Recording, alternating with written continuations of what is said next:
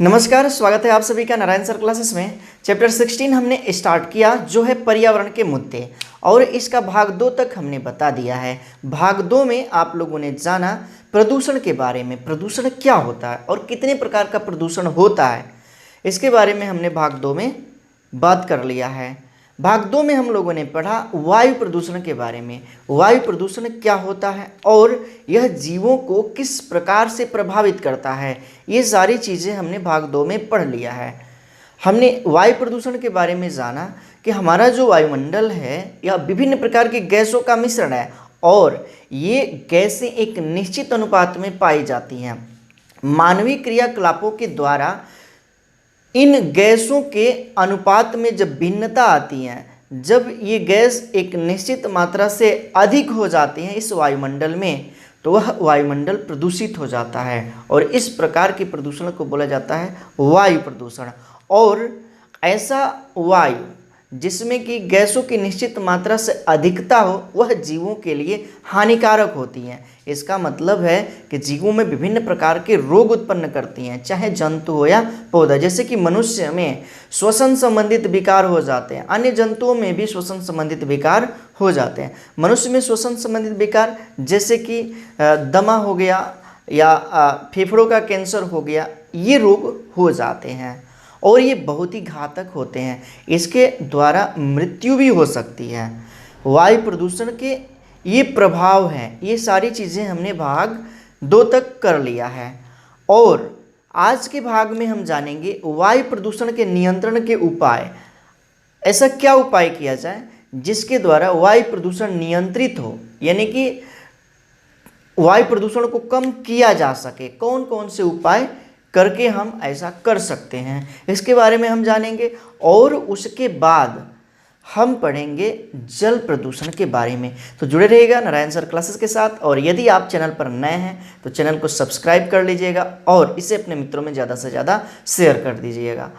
और यदि आपको वीडियो अच्छा लगता है तो वीडियो को लाइक जरूर कीजिएगा। तो शुरू करते हैं आज का सेशन। और सबसे पहले हम जानेंगे वायु प्रदूषण के नियंत्रण के उपाय। आखिर में क्या किया जाए जिससे कि वायु प्रदूषण न हो, नियंत्रित रहे। तो विभिन्न प्रकार के क्रियाकलाप अपना करके हम क्या कर सकते हैं, वायु प्रदूषण को नियंत्रित कर सकते हैं। तो जिसमें हमने यहाँ पे सारी चीज़ें नोट कर लिया है। सबसे पहला क्या है, तो स्वचालित वाहनों से जो उत्पन्न धुआं होता है, जो बाहर निकलता है, तो जहाँ से निकलता है वहाँ पे हम फिल्टर लगा सकते हैं। फिल्टर यदि लगाएंगे तो जो उसमें से वायु को प्रदूषित करने वाले कण है वो छन जाएगा और इससे वायु प्रदूषित नहीं होगा। इसके साथ ही साथ क्या कर सकते हैं कि पश्च ज्वलक लगा सकते हैं, जिसके द्वारा कि उसमें उपस्थित जो हानिकारक गैसें हैं वो उनको तोड़ा जा सके और वह वायु को प्रदूषित न करे। तो ये चीज़ हम कर सकते हैं। तो सबसे पहला क्या है, तो स्वचालित वाहनों से उत्पन्न धुएं को निर्वात नाल पर, यानी कि जहाँ से धुआं निकलता है वाहनों में, उस पर क्या करते हैं, फिल्टर लगा सकते हैं। और पश्च ज्वलक को लगाया जा सकता है जिससे कि वायु प्रदूषण को कम किया जा सकता है। जो पेट्रोल है उसमें बेरियम यौगिक यदि डाल दिया जाए तो उसमें से धुआं कम निकलता है। पेट्रोल में बेरियम यौगिक डालने से धुआं कम निकलता है। दूसरी बात क्या है कि पेट्रोल से लेड और सल्फर की मात्रा को निकाल दिया जाए तो वायु प्रदूषण कम हो सकता है, क्योंकि पेट्रोल में लेड होता है और सल्फर होता है। जब ये जलता है तो सल्फर डाइऑक्साइड के रूप में गैस बाहर निकलती है और सल्फर डाइऑक्साइड गैस जब बाहर निकलती है तो वायुमंडल में आती है और वायुमंडल को प्रदूषित करती है। यदि इसकी मात्रा को निकाल दिया जाए तो वायु प्रदूषण को रोका जा सकता है। और वायु प्रदूषण के नियंत्रण हेतु वाहनों में उत्प्रेरक संपरिवर्तक, यानी कि कैटेलिटिक कन्वर्टर को लगाया जाना आवश्यक है। ऐसा करने से जो अनबर्न कार्बन होता है वह कार्बन डाइऑक्साइड और जल में टूट जाता है। कार्बन डाइऑक्साइड और जल में टूट जाता है। जो अनबर्न कार्बन होता है वह किस में, CO2 और H2O में टूट जाता है। क्या लगाने से, तो उत्प्रेरक संपरिवर्तक यदि वाहनों में ये लगाया जाए तो उत्प्रेरक संपरिवर्तक क्या कर सकता है, अनबर्न कार्बन को कार्बन डाइऑक्साइड और जल में परिवर्तित कर देता है, तोड़ देता है, जिससे कि प्रदूषण की मात्रा को कम किया जा सकता है। तीसरी बात, वाहनों के आंतरिक दहन इंजनों की संरचना में इनके निर्माताओं के कुछ ऐसे सुधार करने चाहिए जिससे ईंधन का संपूर्ण दहन हो। इसका मतलब है जो ईंधन का दहन होता है इंजनों में तो वह दहन पूर्ण रूप से हो, ऐसे कार्य उसमें सुधार किया जाना चाहिए जो उसके निर्माता है उसके द्वारा, ताकि वायु प्रदूषण को कम किया जा सके। आगे अगला नंबर है, रेल यातायात में कोयले तथा डीजल से चलने वाले इंजनों के स्थान पर विद्युत इंजनों का प्रयोग करना चाहिए। मतलब रेलवे यातायात में पहले कोयले से इंजन चलता था, उसके बाद से डीजल से, और अब चल रहा है किसके द्वारा, विद्युत के द्वारा। तो विद्युत के द्वारा जो इंजन चल रहे हैं उससे प्रदूषण बहुत कम मात्रा में होता है, लेकिन कोयले और डीजल से चलने वाले इंजन ज़्यादा प्रदूषित करते हैं वायुमंडल को। तो कोयले और डीजल इंजनों के स्थान पर हमें विद्युत इंजनों का प्रयोग करना चाहिए। तीसरी बात, आगे चलते हैं। अगला नंबर, कारखानों की जो चिमनियाँ हैं वह समुचित ऊंचाई पर होनी चाहिए। बड़े बड़े कारखाने होते हैं, उसमें से चिमनियाँ बनाई जाती हैं और उसमें से धुएं निकलते हैं, तो उन चिमनियों को समुचित ऊंचाई देना चाहिए। ये नहीं है कि नीचे ही छोड़ देना चाहिए। इससे क्या होगा कि वहाँ की वायु प्रदूषित होगी और वहाँ का जनजीवन अस्त व्यस्त हो जाएगा, विभिन्न प्रकार के रोग से ग्रसित हो जाएंगे वहाँ के जंतु। तो इसलिए चिमनियाँ उचित समुचित ऊंचाई पर होनी चाहिए। और उसमें क्या लगाना चाहिए, तो विद्युत अवक्षेपण लगाना चाहिए। इसका मतलब है कि विद्युत अवक्षेपण क्या करता है, तो जो धुआं है उसमें से वायु को प्रदूषित करने वाले कारकों को, पदार्थों को अलग कर देता है, पृथक कर देता है। कौन, विद्युत अवक्षेपण। तो इसका प्रयोग उसमें करना चाहिए। तो इतनी सारी चीज़ें हम करके क्या कर सकते हैं, वायु प्रदूषण को रोक सकते हैं, यानी कि वायु प्रदूषण का नियंत्रण कर सकते हैं। ये है वायु प्रदूषण के नियंत्रण के उपाय, और ये आपने समझ लिया होगा और इसका आपको स्क्रीनशॉट लेना है। और उसके बाद से अब हम पढ़ेंगे जल प्रदूषण के बारे में। तो उम्मीद है कि आप लोगों ने ये समझ लिया होगा और इसका स्क्रीनशॉट ले लिया होगा। इसको नोट करते चलना है, बहुत ही इम्पोर्टेंट है ये सारी चीज़ें। तो आगे अब हम पढ़ेंगे दूसरा, जो है क्या, जल प्रदूषण। सबसे पहले जानेंगे जल प्रदूषण के बारे में, और उसके बाद से जल प्रदूषण किस तरह से जीवों को प्रभावित करता है इसके बारे में हम बात करेंगे। और उसके बाद से जाना जाएगा जल प्रदूषण के नियंत्रण के उपाय। जल प्रदूषण के नियंत्रण के उपाय। जल प्रदूषण,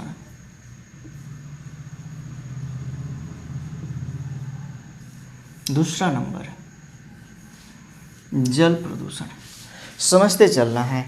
जल के बारे में कुछ बातें हमें जानना आवश्यक है, और आप जानते भी हैं कि जल सभी जीवों के लिए बहुत ही आवश्यक तत्व है। और जल में विभिन्न प्रकार के पोषक तत्व, कार्बनिक और अकार्बनिक पदार्थ घुले रहते हैं, और ये पोषक तत्व जीवों में जाकर के उन्हें लाभ पहुंचाते हैं, यानी कि उसके वृद्धि और विकास करते हैं। लेकिन जब इन पदार्थों की मात्रा आवश्यकता से अधिक हो जाती है, या उसमें कुछ ऐसे पदार्थ एकत्रित हो जाते हैं जो साधारणतया जल में उपस्थित नहीं होते हैं, तो वे हानिकारक हो जाते हैं, और ऐसे जल को प्रदूषित जल कहा जाता है। और इसके प्रभाव को बोला जाता है जल प्रदूषण। ठीक, तो ये चीज़ें हम यहाँ पर लिखेंगे। क्या चीज़, तो जल पौधे व पौधों व सभी जंतुओं के लिए आवश्यक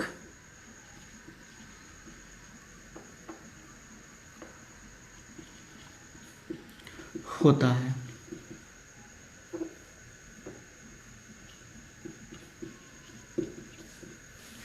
जल में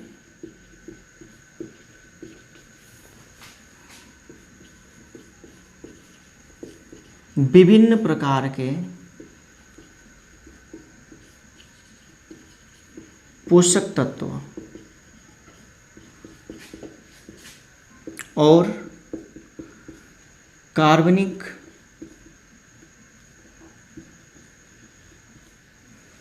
अकार्बनिक पदार्थ घुले रहते हैं।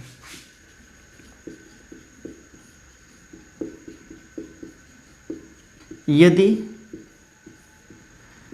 जल में घुले पदार्थ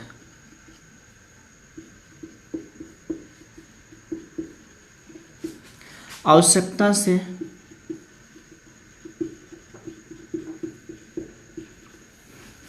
अधिक हो जाए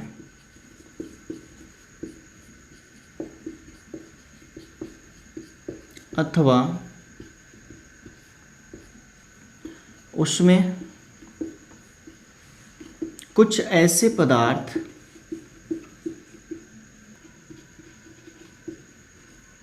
एकत्रित हो जाएं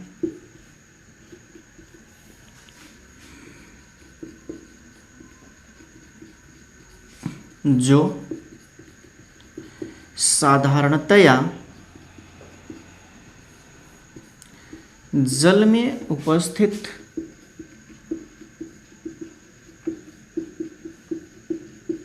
नहीं होते हैं, तो जल हानिकारक हो जाता है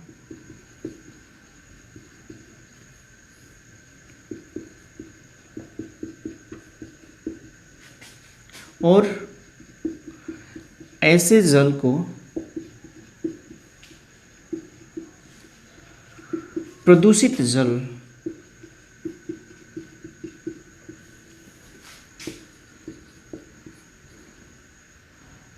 कहा जाता है।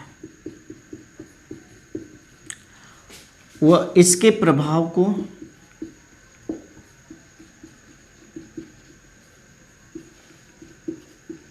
जल प्रदूषण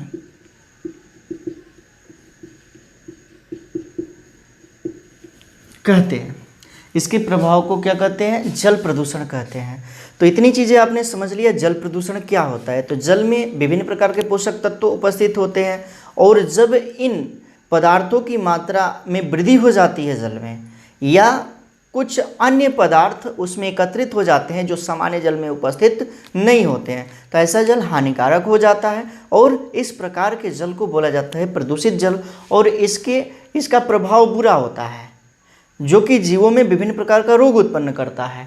तो इसे ही बोला जाता है क्या चीज़? तो जल प्रदूषण। इतनी चीज़ें आपने समझ लिया, इसका आपको स्क्रीनशॉट लेना है और इसे नोट कर लेना है। अब हम आगे जानेंगे जल प्रदूषण के कारण, मतलब कि किन किन कारणों से जल प्रदूषित होता है। इन कारणों के बारे में हम विस्तार से जानेंगे। तो आप इसका स्क्रीनशॉट लीजिए और उसके बाद से अब हम जानेंगे जल प्रदूषण के कारण।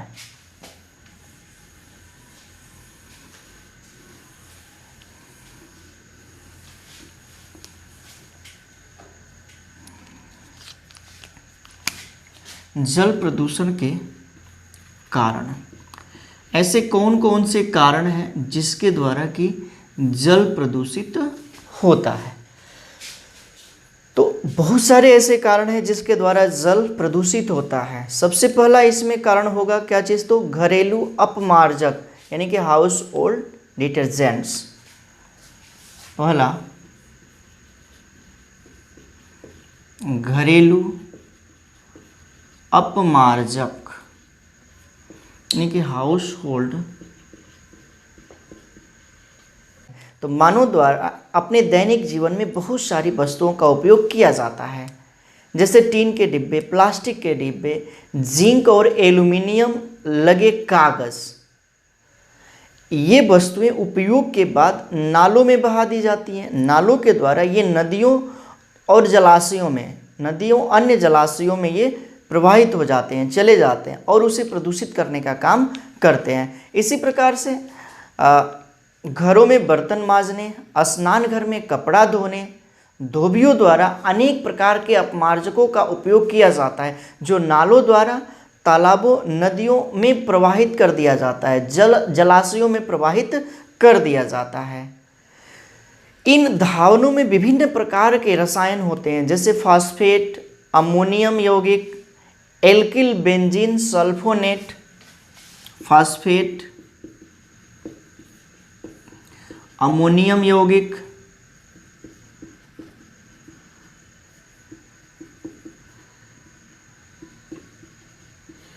Alkyl benzene sulphonate, alkyl benzene sulphonate, sulphate, भारी धातुएं। तो विभिन्न प्रकार के ये रसायन होते हैं और ये अपघटित नहीं होते हैं, मतलब कि इसका विघटन नहीं होता है, ये टूटते नहीं हैं और डायरेक्ट जल स्रोतों में चले जाते हैं, जलाशयों में चले जाते हैं और उसे प्रदूषित करने का काम करते हैं। इसलिए ज़्यादा से ज़्यादा ऐसे यौगिकों के स्थान पे दूसरे यौगिकों का उपयोग करना चाहिए, जैसे कि एल्किल बेंजीन सल्फोनेट, इसका अपघटन नहीं होता है, मतलब कि ये अनिम्नीकरणीय पदार्थ है, जिसका अपघटन न हो ऐसे पदार्थ को बोला जाता है अनिम्नीकरणीय पदार्थ। और इसके स्थान पे कोई दूसरा रसायन का उपयोग किया जा सकता है जिसका अपघटन होता है, जिसका नाम है लीनियर एल्किल सल्फोनेट, लीनियर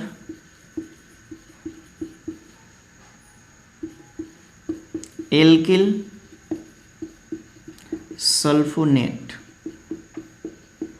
इसका अपघटन हो सकता है, तो इसके स्थान पर इसका प्रयोग करना चाहिए। ये सारे क्या करते हैं, जल को प्रदूषित करने का काम करते हैं और जल में रहने वाले जीवों को इससे हानि होती है। तो इतनी चीज़ें आपने समझा। आपको हेडिंग बना लेना है जल प्रदूषण के कारण, और पहला लिखना है घरेलू अपमार्जक यानी कि हाउस होल्ड डिटर्जेंट, और ये चीज़ें आपके स्क्रीन पर भी दिखाई दे रहा होगा। और इसमें लिखना है अपनी दैनिक आवश्यकता के लिए मनुष्य अनेक पदार्थों का प्रयोग करता है, जैसे टीन के डिब्बे, बोतलें, प्लास्टिक के डिब्बे, जिंक और एल्युमिनियम लगे कागज़ के थैले आदि।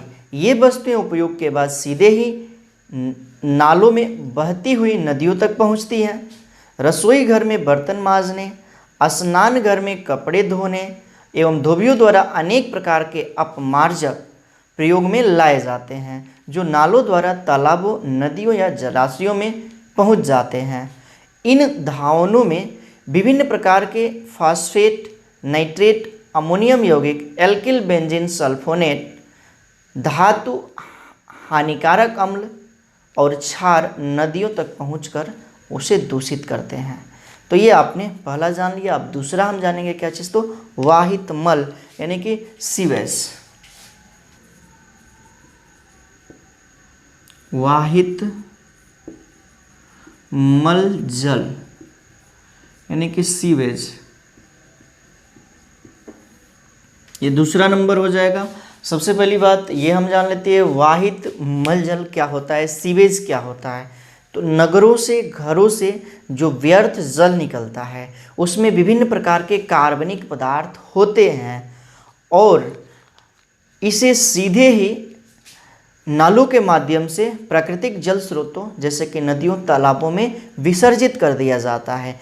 ऐसे जल को बोला जाता है सीवेज यानी कि वाहित मल जल। और इसमें विभिन्न प्रकार के कार्बनिक पदार्थ होते हैं, सूक्ष्म जीव होते हैं, जो कि डायरेक्ट यदि इसे गिराया जाए, विसर्जित किया जाए प्राकृतिक जल स्रोतों में, नदियों में, तालाबों में, तो उसे प्रदूषित करने का काम करते हैं। इसलिए नदियों और तालाबों में इसे विसर्जित करने से पहले इसका ट्रीटमेंट करना बहुत ही ज़रूरी है। ट्रीटमेंट करने के बाद यदि इसे विसर्जित किया जाता है तो ऐसा जल नदी, तालाब के जल को प्रदूषित नहीं करता है। लेकिन यदि डायरेक्ट उसे विसर्जित किया जाए तो वह उसे प्रदूषित करने का काम करता है। तो ध्यान से समझना है, ये सीवेज वाहित मल जल क्या करता है, तो ये भी जल को प्रदूषित करने का काम करता है। अब ये वाहित मल में कार्बनिक व अकार्बनिक पदार्थ होते हैं, तो कार्बनिक पदार्थों का विघटन सूक्ष्म जीवों द्वारा जैसे कि जीवाणु व कवक के माध्यम से किया जाता है। तो इसका अपघटन किया जाता है। अपघटन करने के कारण ये क्या कर देते हैं, तो यदि जल में उपस्थित है तो वहाँ पे ऑक्सीजन की मात्रा को कम कर देते हैं। तो ऐसे जल में बायोकेमिकल ऑक्सीजन डिमांड की बहुत अधिक मांग हो जाती है। बायोकेमिकल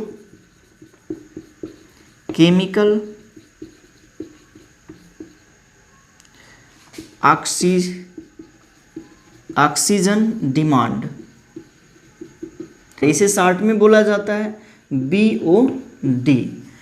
तो यदि वाहित मल जल है, सीवेज है, तो उसमें कार्बनिक पदार्थ की मात्रा ज़्यादा होती है, घुली होती है उसमें, और उसका अपघटन जीवाणु कवक आदि करते हैं ऑक्सीजन की उपस्थिति में, यानी कि ऑक्सीजन का खपत कर देते हैं, जिससे कि ऐसे जल में ऑक्सीजन की कमी हो जाती है। ऑक्सीजन कमी के कारण बायोकेमिकल ऑक्सीजन डिमांड की मांग बढ़ जाती है, मतलब कि बहुत अधिक इसकी आवश्यकता होती है।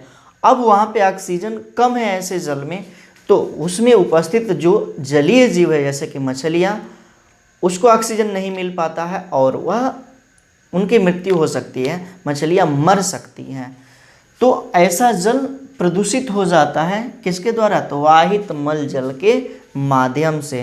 तो इसलिए वाहित मल जल को प्राकृतिक जल स्रोतों में विसर्जित करने से पहले उसका ट्रीटमेंट बहुत ही ज़रूरी है, उसका उपचार बहुत ही ज़रूरी है। तो आपको अब दूसरा हेडिंग बनाना है वाहित मलजल यानी कि सीवेज, और इसमें लिखना है प्रायः सभी बड़े शहरों की गंदगी बड़े बड़े नालों के सहारे नदियों में गिराई जाती हैं। वाहित मल जल गिरने से जल में ऑक्सीजन की मात्रा कम हो जाती है और बायोकेमिकल ऑक्सीजन डिमांड या BOD बहुत अधिक हो जाती हैं। वाहित मल जल में कार्बनिक पदार्थ और जैव प्रदूषक अधिक मात्रा में पाए जाते हैं। इनकी उपस्थिति जीवाणुओं और कवकों की संख्या में वृद्धि करते हैं।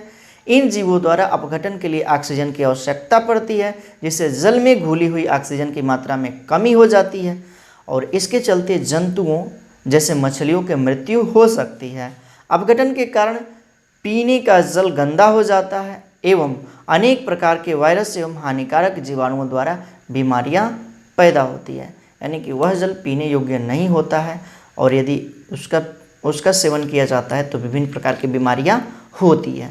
ठीक, इतनी चीज़ें आपने समझा। अब हम अगला जानेंगे औद्योगिक अपशिष्ट यानी कि इंडस्ट्रियल वेस्टेज। ये चीज़ें अब हम मिटाएंगे। तीसरा, थर्ड नंबर, औद्योगिक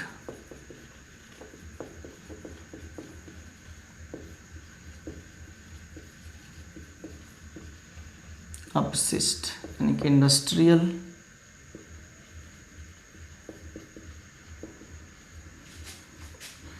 वेस्टेज। हाँ, तो औद्योगिक अपशिष्ट ये भी जल प्रदूषित करने में महत्वपूर्ण भूमिका निभाते हैं। तो औद्योगिक अपशिष्ट है क्या, तो जो व्यावसायिक नगर हैं जैसे कि कानपुर, मुंबई, दिल्ली, कोलकाता, अहमदाबाद, इसमें बड़ी बड़ी मिलें, कारखाने होती हैं और उसमें से बहुत अधिक मात्रा में अपशिष्ट निकलते हैं जो कि नदियों में गिराए जाते हैं और इनके द्वारा नदियों का पानी निरंतर प्रदूषित होता रहा है। कारखानों से निकले हुए जो हानिकारक पदार्थ हैं जैसे फिनोल, साइनाइड, भारी धातु, तेल, धूल, कोयला, ये निकलकर मृदा और जल दोनों को प्रदूषित करते हैं। यानी कि कारखानों से जो ये रसायन निकलते हैं, हानिकारक रसायन जैसे फिनोल, कोयला, साइनाइड, भारी धातु, ये मृदा को भी प्रदूषित करते हैं और जल को भी प्रदूषित करते हैं। तो औद्योगिक अपशिष्ट भी जल को प्रदूषित करता है, ये भी जल प्रदूषण का महत्वपूर्ण मुख्य कारण है। तो हेडिंग आपको बनाना है औद्योगिक अपशिष्ट और इसमें लिखना है व्यावसायिक नगरों जैसे कानपुर, मुंबई, दिल्ली, कोलकाता, अहमदाबाद आदि जगहों में स्थित बड़ी बड़ी मिल एवं कारखानों के अपशिष्ट पदार्थ नदियों में गिराए जाने से नदियों का पानी निरंतर दूषित होता रहा है। कारखानों से विभिन्न प्रकार के हानिकारक पदार्थ जैसे फिनोल, साइनाइड, भारी धातु, तेल, धूल, कोयला आदि निकलकर मृदा एवं जलाशयों में पहुंचते हैं और उसे प्रदूषित करते हैं। अगला नंबर आ जाएगा कृषि स्रोत एवं उर्वरक। चौथा नंबर होगा कृषि स्रोत एवं उर्वरक।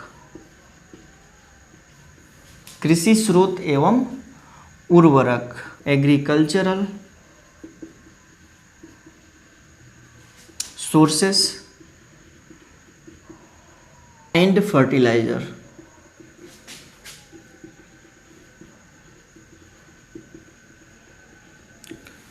तो ये कृषि स्रोत और उर्वरक भी जल को प्रदूषित करते हैं। कृषि स्रोत और उर्वरक भी जल को प्रदूषित करते हैं। तो कृषि में पैदावार बढ़ाने के लिए विभिन्न प्रकार के उर्वरकों का प्रयोग किया जाता है, जैसे फास्फेट, नाइट्रेट, पोटेशियम। बहुत अधिक मात्रा में इसका प्रयोग किया जाता है और ये भी अपघटित नहीं होते हैं। और जब वर्षा होती है तो वर्षा के जल के साथ जलाशयों में चले जाते हैं और जलाशयों में जा कर के उसे प्रदूषित करते हैं और सुपोषण के चलते अनेक समस्याएं उत्पन्न हो जाती है और मानव के लिए भी यह हानिकारक होता है। सुपोषण क्या है?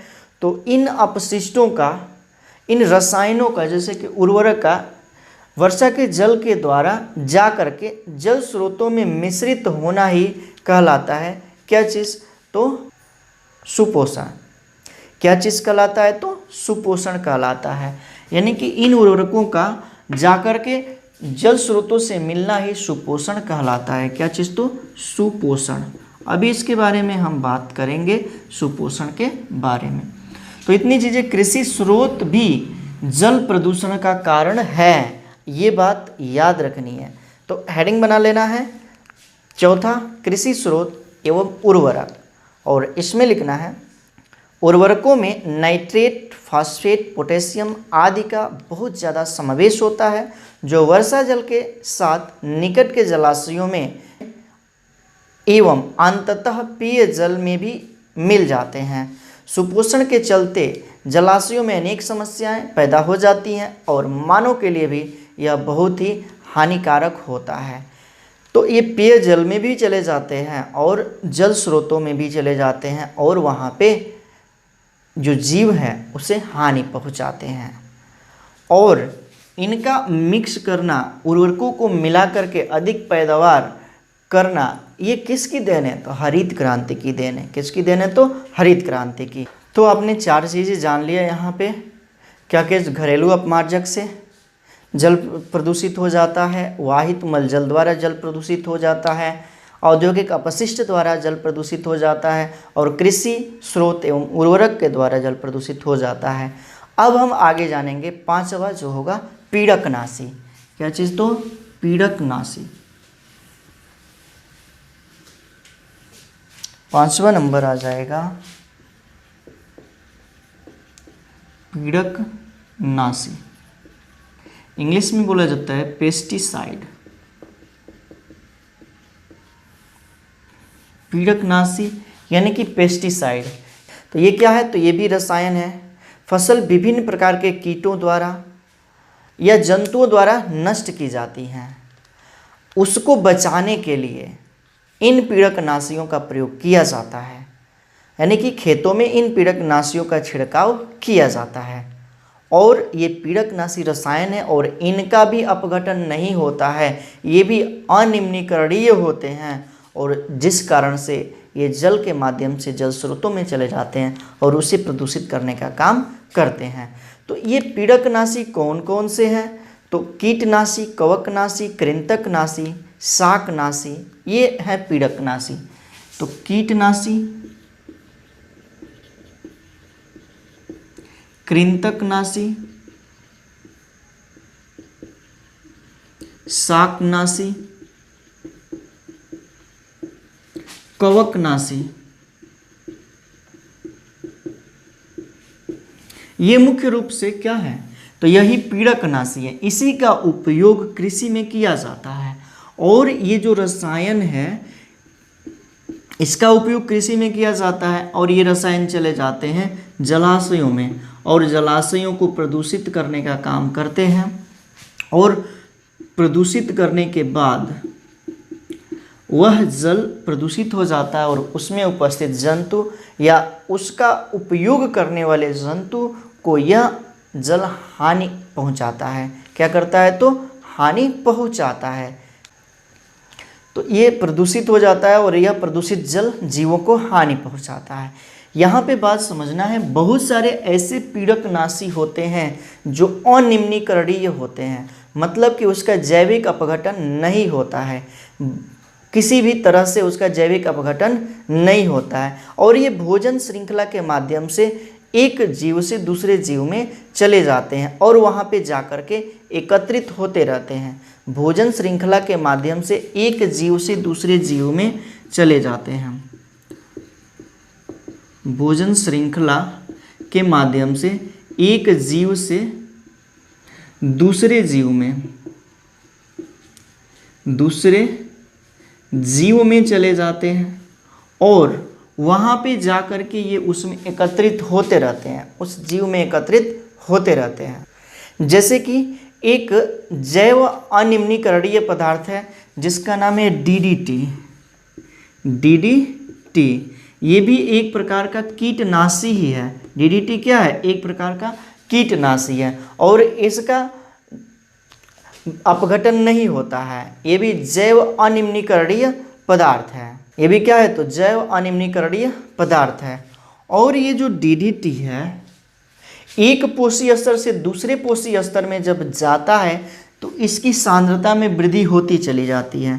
डीडीटी जब एक पोषी स्तर से दूसरे पोषी स्तर में जाता है तो इसकी सांद्रता में वृद्धि होती चली जाती है, यानी कि इसकी मात्रा एक पोषी स्तर से दूसरे पोषी स्तर में बढ़ती जाती है। और इस क्रिया को, इस वृद्धि को बोला जाता है जैव आवर्धन, यानी कि बायोमैग्निफिकेशन।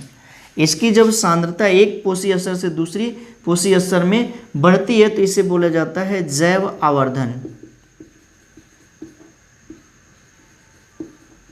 या बायोमैग्निफिकेशन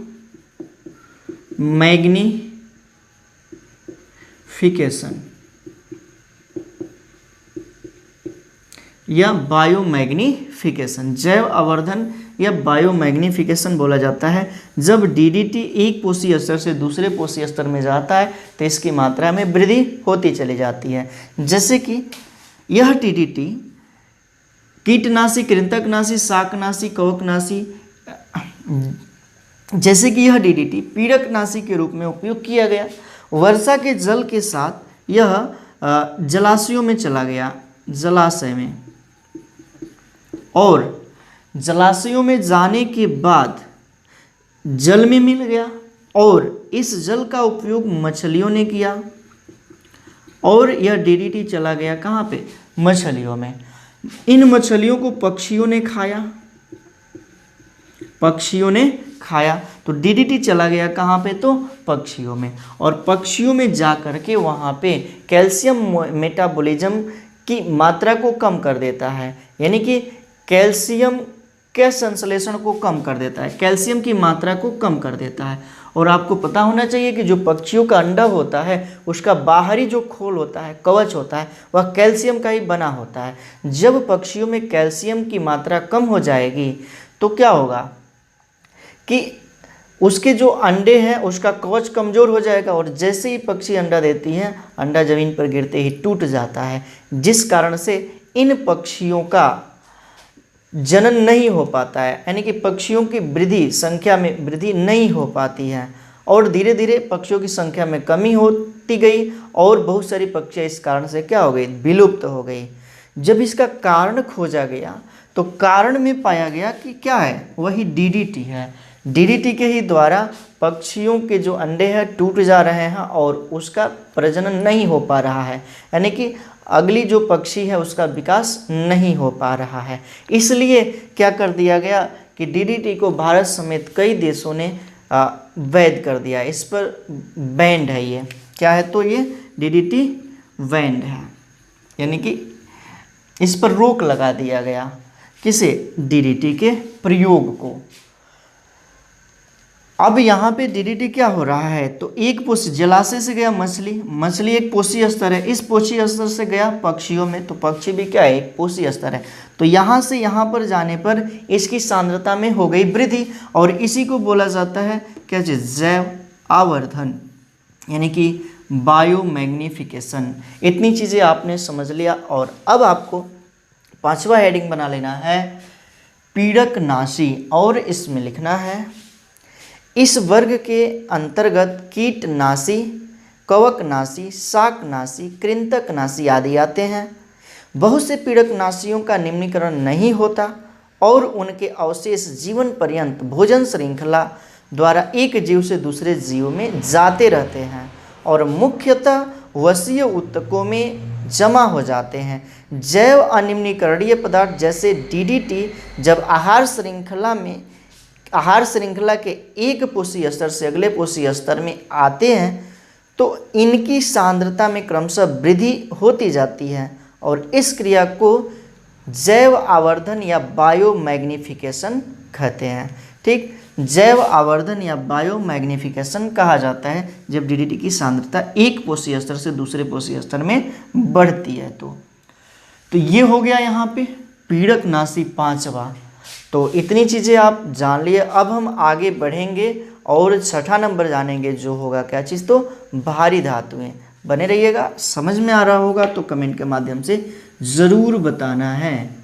अगला हम जानेंगे क्या चीज़, तो भारी धातुएं। 6ठा नंबर पे आएगा भारी धातुएं।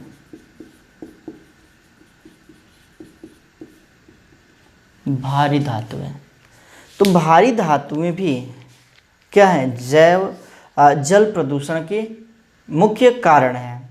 तो औद्योगिक अपशिष्टों, पीड़कनाशियों, खनन से विभिन्न प्रकार के भारी धातुओं के यौगिक अंततः निकट के जलाशयों में मिल जाते हैं। क्लोरीन और कास्टिक सोडा का जो कारखाना है उससे पारा कहाँ आ जाता है, जल में आ सकता है, जो जलीय जीवों एवं मछलियों के अंदर जमा हो सकता है। जलीय जीवों एवं मछलियों के अंदर जमा हो सकता है। ऐसे दूषित जीवों को खाने से मनुष्यों के शरीर में पारा पहुंच जाता है और मनुष्य को भी हानि पहुंचाता है। ऐसी एक घटना है जापान की। तो जापान में एक खाड़ी है जिसका नाम है मिनेमेटा। जापान की एक खाड़ी है जिसका नाम है मिनेमेटा खाड़ी। तो जापान की एक खाड़ी है जिसका नाम है क्या चीज़, मिनेमेटा खाड़ी। तो नज़दीक के कारखानों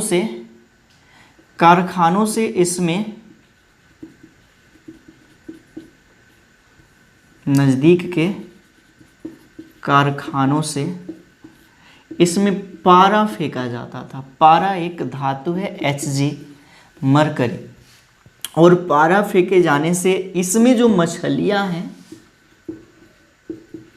इसमें मछलियां जो है उसमें ये पारा चला गया और इस मछलियों को मनुष्य ने खाया।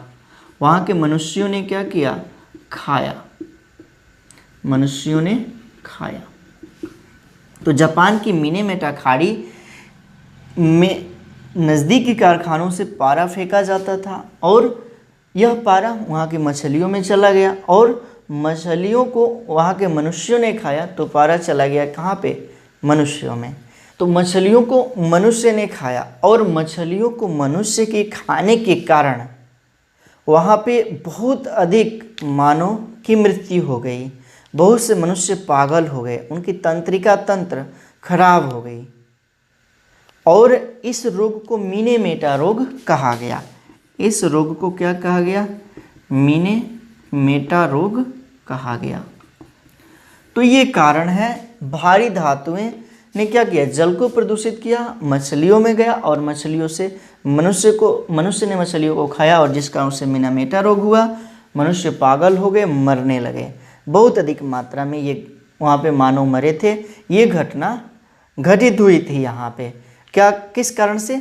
तो जल प्रदूषण के कारण से। ठीक है, तो इतनी चीज़ें आपने जान लिया। हेडिंग बना लेना है भारी धातुएं और लिखना है औद्योगिक अपशिष्टों, पीड़क नाशियों एवं खनन से विभिन्न प्रकार के भारी धातुओं के यौगिक अंततः निकट के जलाशयों में मिल जाते हैं।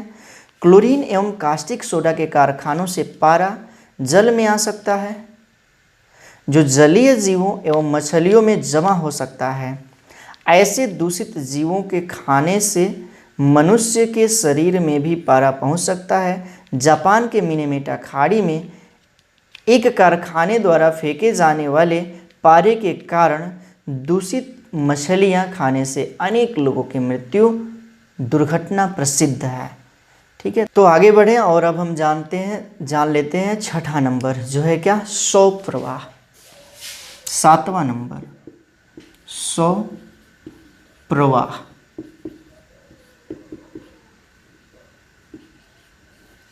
हाँ, तो सौ प्रवाह के कारण भी जल प्रदूषित होता है। धार्मिक अंधविश्वास के चलते गंगा, यमुना, अन्य नदियों में मनुष्य एवं पशुओं के मृत शरीर को प्रवाहित कर दिया जाता था, और जिस कारण से प्रवाहित कर दिया जाता है, जिस कारण से वह जल प्रदूषित हो जाता है। यानी कि जल प्रदूषण का यह महत्वपूर्ण एक कारण है। सौ एवं जो अधजलीय मांस है उसको जल में फेंक दिया जाता है, और उसको जो सूक्ष्म जीव है अपघटित करते हैं। अपघटित करने के कारण उसमें विभिन्न प्रकार के जीवाणु पैदा होते हैं, जो कि जल को प्रदूषित करते हैं, और इसके साथ साथ ऑक्सीजन की कमी हो जाती है, और वैसा जल विभिन्न प्रकार के रोग का जिम्मेवार होता है। तो ये भी एक कारण है जल प्रदूषण का, जो है क्या? सौ प्रवाह। इसमें लिख लेना है सौ प्रवाह हेडिंग डाल करके। धार्मिक अंधविश्वास के चलते प्रायः गंगा, यमुना एवं अन्य नदियों में मानव एवं पशुओं के मृत शरीर को प्रवाहित कर देना जल प्रदूषण का एक महत्वपूर्ण कारण है। सौ एवं अधजलीय मांस के लोथड़े जब पानी में पहुँचते हैं तब जीवाणुओं द्वारा इनका अपघटन तेजी से होता है। फलस्वरूप जल में ऑक्सीजन की कमी हो जाती है, जिससे अनेक हानिकारक जीवाणु पैदा हो जाते हैं, जो विभिन्न रोगों के लिए जिम्मेदार होते हैं। ठीक है, इतनी चीज़ें हमने जाना। कौन कौन से ऐसे कारण हैं जिसके द्वारा जल प्रदूषित होता है। अब जल प्रदूषण के कारण क्या प्रभाव पड़ता है जीवों पर। जल प्रदूषित है और उस प्रदूषित जल का उपयोग किया जा रहा है, चाहे पीने में या नहाने में, अनेक कार्यों में, तो वह प्रदूषित जल क्या प्रभाव डालता है जीवों पर, इसके बारे में अब हम जानेंगे। यानी कि जल प्रदूषण के प्रभाव। अगला जो हमारा हेडिंग हो जाएगा, जल प्रदूषण के प्रभाव।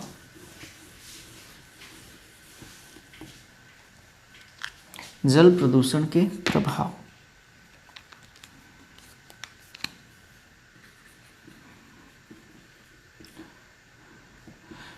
यह प्रदूषित जल क्या प्रभाव दिखाता है? तो सबसे पहली बात, भारी धातुएं, आर्सेनिक, सीसा, पारा आदि बहुत विषैले होते हैं। जल में पारा होने से यह खाद्य श्रृंखला में पहुंचकर मनुष्य में मिनेमेटा रोग उत्पन्न करता है, और जिससे कि मनुष्य की तंत्रिका तंत्र प्रभावित होता है और वह मनुष्य पागल हो जाता है, और उसकी देखने की शक्ति कम हो जाती है, और उसकी अंततः मृत्यु भी हो जाती है। तो ये पहला प्रभाव है कि जल प्रदूषण से जो आर्सेनिक, सीसा या पारा धातु से क्या हो सकता है, तो मानव या अन्य जीव के जीवन नष्ट हो सकता है। दूसरा कारण है क्या?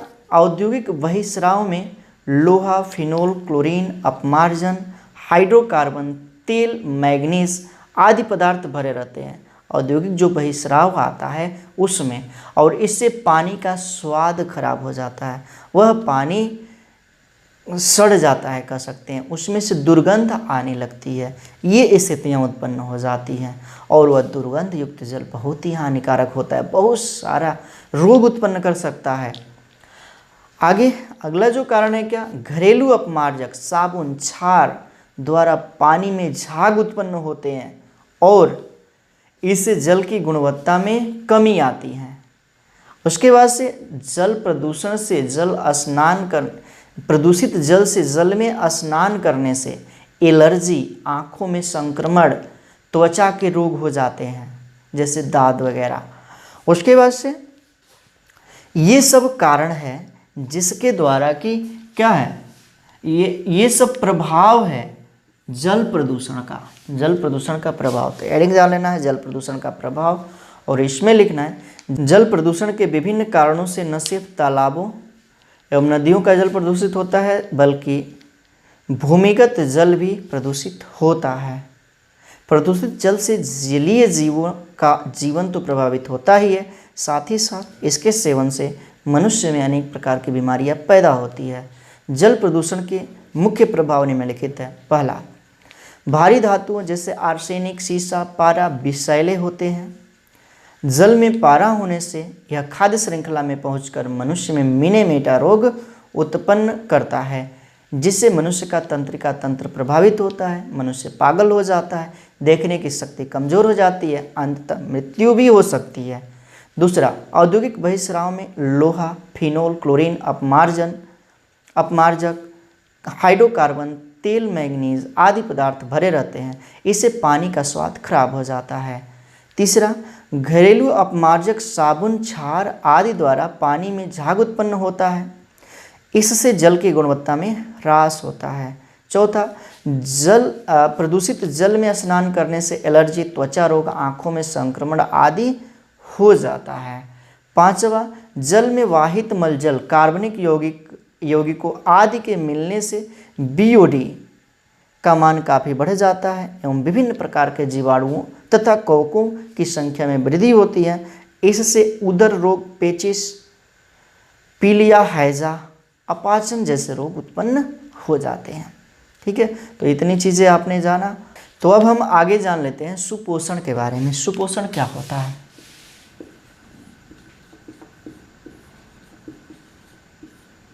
सुपोषण,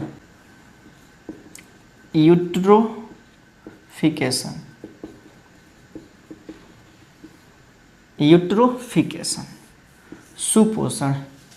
तो समझ लेते हैं सुपोषण के बारे में। तो सुपोषण क्या होता है? तो जलाशयों में अपशिष्ट जल के आने से तथा कार्बनिक अपशिष्टों के अपघटन से पोषक पदार्थ की मात्रा में वृद्धि होती है। जल में पोषक तत्वों की वृद्धि होने से जलीय पौधों एवं शैवालों में तीव्रता से वृद्धि होती है, जैसे कि नील हरित शैवाल बहुत अधिक तेजी से वृद्धि करता है, और नील हरित शैवाल के बहुत अधिक मात्रा में वृद्धि से नील हरित शैवाल का समूह उत्पन्न हो जाता है, जिसे शैवाल उफान बोला जाता है, एल्गल ब्लूम, शैवाल उफान, एल्गल ब्लूम।